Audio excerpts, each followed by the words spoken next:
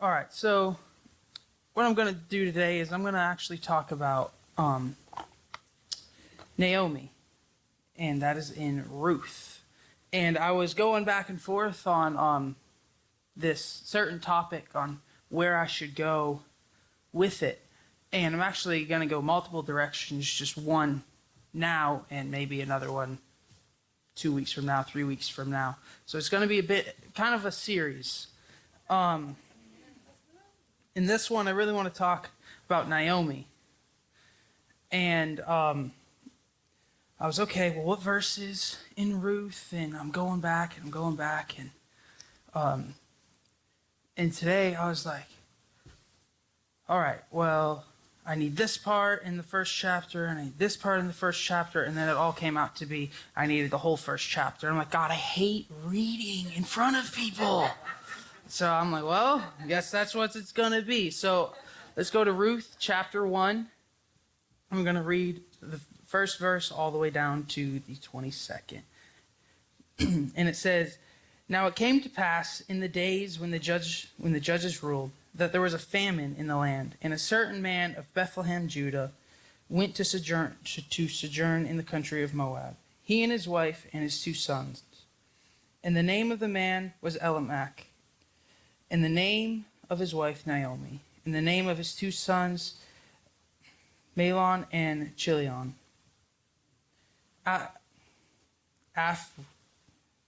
Ephrathites of Bethlehem, Judah." And they came into the country of Moab and continued there. And Elimelech, and Naomi's husband, died, and she was left with her 2 sons. And they took them wives of the women of Moab. The name of the one was Orpah, and the other Ruth. And they dwelled there about 10 years. And Mahlon and Chilion died also, both of them. And the woman was left of her 2 sons and her husband. Then she arose with her daughters-in-law that she might return from the country of Moab, for she heard in the country of Moab how that the Lord has visited his people in giving them bread. Wherefore she went forth out of the place where she was, and her 2 daughters-in-laws with her. And they went on the way to return unto the land of Judah. And Naomi said to her 2 daughter-in-laws, "Go, return each to her mother's house, and the Lord deal kindly with you, as ye have dealt with the dead and with me. The Lord grant you that ye may find rest, each of you in the house of her husband." And she kissed them, and they lifted up their voice and wept. And they said to her, "Surely we will return with thee unto thy people." And Naomi said, "Turn again, my daughters. Why will ye go with me? And there yet any more sons in my womb, that they may be your husband? Turn again, my daughters. Go your way, for I am too old to have a husband. If I should say, I have hope, if I should have an husband also tonight, and should also bear sons, would ye tarry for them till they were grown? Would ye stay for them from would you stay for them from having husbands? Nay, my daughters, for it grieves me much for your sake that the hand of the Lord is gone out against me." And they lifted up their voices and wept again. And Orpah kissed her mother-in-law, but Ruth clave unto her. And she said, "Behold, thy sister-in-law is gone back unto her people and to her gods. Return thou after thy sister-in-law." And Ruth said, "Entreat me not to leave thee, or to return from following after thee. For whither thou goest, I will go, and where thou lodgest, I will lodge. And thy people shall be my people, and thy God my God. Where thou diest, I will die, and there will I be buried. The Lord do so to me, and more also, if aught but death part thee and me." When she saw that she was steadfast-minded to go with her, then she left speaking unto her. So they two went until they came to Bethlehem, and it came to pass, when they were come to Bethlehem, and all the city was moved about them, and they said, Is this Naomi? And she said unto them, Call me not Naomi, call me Mara, for the Almighty hath dealt very bitterly with me. I went out full, and the Lord hath brought me home empty. And when they call ye Naomi, why then call ye my Naomi? Seeing the Lord hath testified against me, and the Almighty hath afflicted me. So Naomi returned, and Ruth the Moabitess, and her daughter-in-law with her, which returned out of the country of Moab, and they came to Bethlehem in the beginning of barley harvest. So the first thing that I was really looking into was, what was Moab? What was the Moabites? What was this place? And the thing that I really got from it, when I looked it up, it says Moab is a land just short of the promised land, the enemy of the Israelites, God's chosen people. They were also known for being idolatrous, worshiping other gods, and their sexual immorals. The god that they mainly served was Chemosh. What he was known for was being a destroyer and a subduer. And Naomi stayed there for about 10 years, it says. And what happens is Naomi's husband dies, and then Naomi's sons die. Everything that she had a title for in her life that she cared about was gone. She was no longer a wife. She was no longer a mother. She was now a widow. All of her providers were gone. Naomi left a land that was blessed by God and went to a land that was cursed by God. Because earlier in the Old Testament, Moab tried to curse the Israelites, and God took that curse and reversed it on the Moabites. So Naomi, she ended up leaving the land that was blessed by God and went to a land that was cursed. And Naomi's emotions with losing all of these people in her life, and we have to remember that people in the Bible, they were people. They're in the Bible, and we end up thinking, oh, they're in the Bible, they're great, all these things, but they're people with emotions, they're people with feelings. Naomi's emotions, they had to be filled with just like this depression, this frustration, this loneliness, and hopelessness. She felt like God turned away from her, and overall she just felt empty. And when she goes to leave, she ends up blaming God for what happened. In Ruth 1:13, it says, the Lord has gone out against me. And after her sons died, Naomi had to get out of Moab. In Ruth 1:7, it says, wherefore she went forth out of the place where she was. And that really stuck out to me, mainly the part that says she went out of the place where she was. Sometimes you have to get out of the place where you were to get something. Because if not, if you stay in that stuck place, you're not going to move. In Ruth 19 and 20, actually, let me backtrack, sorry. And that really stuck out to me because it says that she got out of the place. She got out of the place where where God had this curse upon the people. She was no longer with her people. She was no longer with this blessing, and she was saying, God, you've put these things on me, and God is like, I can't bless you where you're at. You have to move out of where you're at to get the blessing. I never called you to this place of hurt and this frustration and all of these things. I've called you to where these blessings are, but you moved from there. And Ruth, she refused to leave Naomi's side. And Ruth plays a big part in this story, and I'm sure you all know that Ruth, when she said, your God will be my God, I will dwell where you dwell. Ruth was a Moabite. She had a different language. She had different god. She had all of these things. So she had to learn all these new customs, this new language, new people, and a new God. She wasn't just saying, oh, I'm just going to follow you. No, she was saying, I love you so much that I will follow you anywhere that you go. And in Ruth 19 and 20, it says, Naomi held her bitterness inside until she returned home, where she told her friends that she was bitter towards God. That was interesting to me, because she held that bitterness inside of her. She never told anyone that she was mad at God, that she was bitter towards God, that she had this void in her life, and she filled it with this bitterness, with this hurt, and with this grief. And in Moab, she had no one to really talk to besides her daughter-in-laws, but she still never told them of this hurt.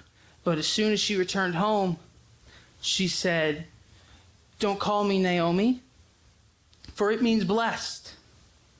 But call me Mara, because it means bitter, because God has turned against me. She left, and she says, she left her land full,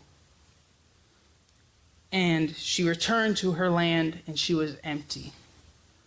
But something that I noticed was, when she returned to her land, the land was full. God had blessings set for Naomi, but Naomi couldn't see it because she had this bitterness over her eyes. She had this bitterness in her heart towards God because she yearned for these things of the past. She yearned for her husband back and her sons back. And God had these blessings in front of her, but she never could see it because she held the bitterness.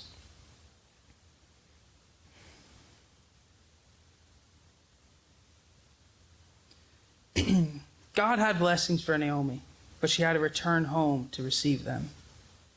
Sometimes it takes us returning home to receive something. Where Naomi was, God would not bless, but where Naomi needed to go, God's blessings were prepared. Sometimes it takes going back to go forward. It takes going back to God. It takes going back to the Bible. It takes going back on our hands and knees to move forward, because Naomi, she was in this place where she was trapped in herself because God never called her to Moab. And when we move forward into something, when we're hurt, we'll end up eventually going to something that's similar, to a similar person, because I would rather be comfortable than to go where God's called me. They returned back to Judah at the start of the harvest, not the middle, not the end. Ruth provided for Naomi from the start of them getting to Judah. Boaz allowed her to pick from the field from the beginning all the way to the end of the harvest. And I'm really just gonna take the second and the third chapter and kind of summarize them just for time's sake. But Ruth goes and says to Naomi, I'm going to go glean in the field, which is pretty much, I'm going to take the leftovers of what the people drop, of what the reapers drop. I'm going to go take the things that fall off of them. And when she gets there, Boaz pretty much just says, bless you because of the things that you've done for your mother-in-law. God is going to bless you. And he says, go and glean over my field and don't go anywhere else. Stay in my field, because if you would have gone to another field, there could have been consequences. And as it goes on, he says, come to dinner. And when he was filled with grain, and Boaz told her, go and glean over the field. Take from the piles that have already made, and take from the bundle already made. Take the good stuff is pretty much what he was saying. Don't take the stuff that was laying in the dirt, but take the good stuff. And that's kind of what happens all through the second and the third chapter.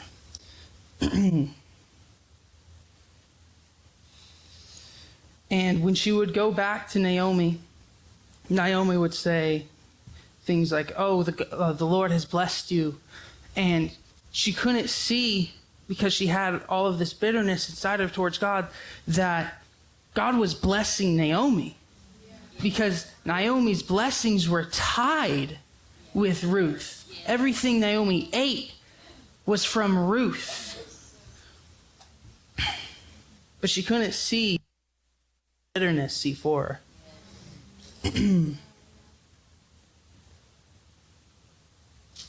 Naomi could believe for blessings for people, but not for herself, because she had let this bitterness be inside of her. Someone I know, they were going through these tough times, and these pastors came by, and they said they were counseling them, and they had this situation to where they were just so hurt that they didn't know what to do. And his pastor friend said, it's okay to heal when they're not here. And they were blown out of the water because what they were doing is they were preaching healing. They were preaching deliverance. They were preaching wholeness. And they saw it for those people in that crowd, but they were so hurt inside that they couldn't see it, that it was for them also. So Naomi, she believed these blessings for the people of Judah and for Ruth, but she just couldn't see it for herself.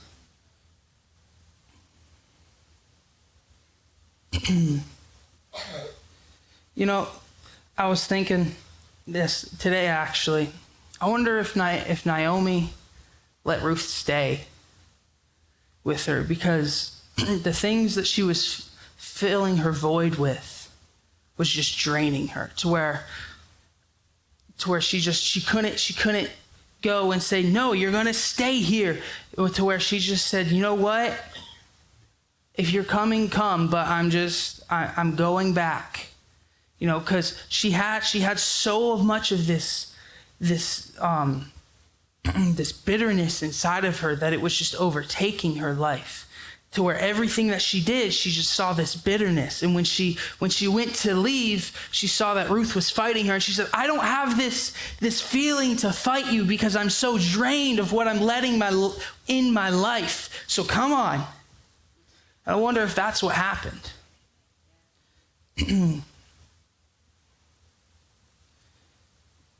God wants to heal your void, but you have to allow him to. God didn't allow a void there to hurt you, but to direct you. The void wasn't for devastation, but it was for deliverance. But when we have a void, we try to fill it, whether that's with emotions or objects or people or even time. The time one took me for a loop, actually, because I was like, time. And then it clicked. And it said, I don't want to process this emotion, so I'm going to stay busy doing something. I don't want to process this hurt, so I'm going to stay doing something. I'm going to leave it there, because as long as I can push it away, it's fine. This hurt in my life that these people brought on me, I'm going to push it away with staying busy, with ignoring it, with all the things, because you can fill this void with time. The void wasn't for devastation, but it was for direction. And in Ruth 4, chapter 4, verse 13 and 17, it says, so Boaz took Ruth, and she was his wife. And when he went into her, the Lord gave her conception, and she bare a son. And the women said unto Naomi, blessed be the Lord, which hath not left thee this day without a kinsman, that his name may be famous in Israel. And he shall be unto thee a restorer of thy life, and a nourisher of thine old age, for thy daughter-in-law. which loveth thee, which is better to thee than 7 sons, hath borne him. And Naomi took the child and laid it in her bosom and became nurse unto it. And the women her neighbors gave it a name, saying, there is to be a son born to Naomi. And they called his name Obed. He is the father of Jesse and the father of David. Naomi, with all of this bitterness that she could only see, she couldn't see any of the blessings that were blessed from Ruth.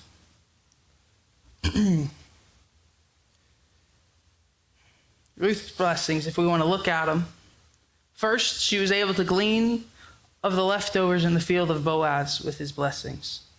Then she was invited to dinner and was told to pick from the fresh sheaves and also the sheaves from the bundles.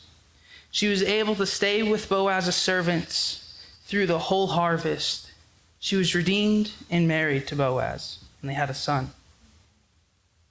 And I'm starting to close here, but I wonder if this is where Naomi said, God, you have restored me. I wonder if this is where Naomi realized, God, you have been with me and you haven't forgotten me.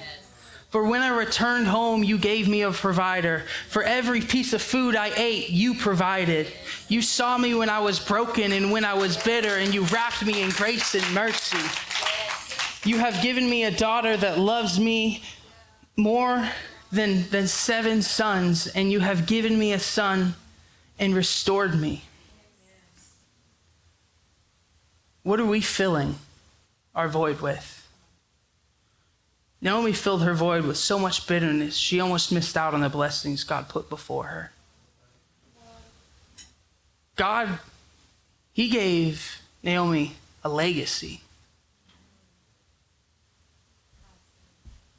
She had, Ruth gave her son to Naomi, and she ended up, that child ended up being Jesse.